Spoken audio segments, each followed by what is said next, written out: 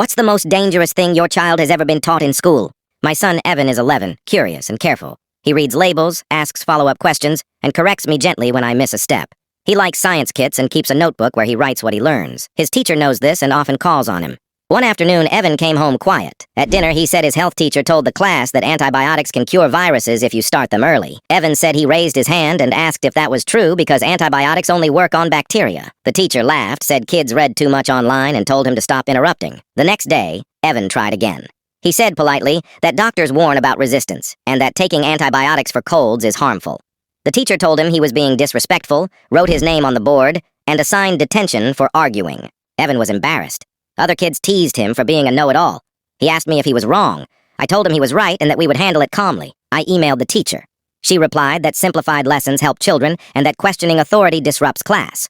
I asked for a meeting. The assistant principal joined and said they trust their staff and that Evan should focus on learning, not correcting adults. I'm not confrontational, but I work in clinical research. This is my field. I sent peer-reviewed guidelines from the CDC and the American Academy of Pediatrics. I asked for a correction to the class and the detention removed. The school responded with a form letter about curriculum standards. Evan still had detention, so I escalated. I requested a meeting with the principal and the school nurse present. At the meeting, the teacher repeated that antibiotics help the immune system fight viruses. I said that statement was false and dangerous. The nurse agreed to explain. She said antibiotics target bacteria, not viruses, and misuse leads to resistance and side effects. The principal asked for sources. I provided them. The principal decided the nurse would address the class. The next day, I was invited to attend.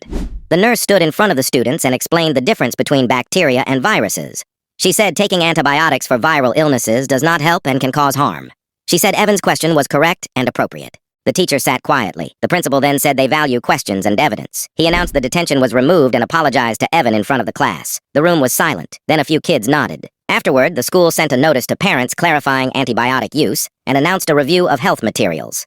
The teacher received additional training, and future lessons would be vetted by the nurse. A week later, the principal held a short assembly for 5th and 6th graders. He explained how mistakes happen and how adults must model correction. The nurse repeated the guidance and invited questions. Evan raised his hand once more and asked how to tell the difference at home. The nurse explained tests, symptoms, and when to call a doctor. The teacher stood and said she appreciated the clarification and apologized again. The principal announced a new policy requiring health lessons to be reviewed annually and posted sources for families. Parents emailed thanks, and a few admitted confusion themselves. Evan's classmates stopped teasing and started asking him for help with homework. He was not smug, he was relieved. Watching him, I felt proud and steadier.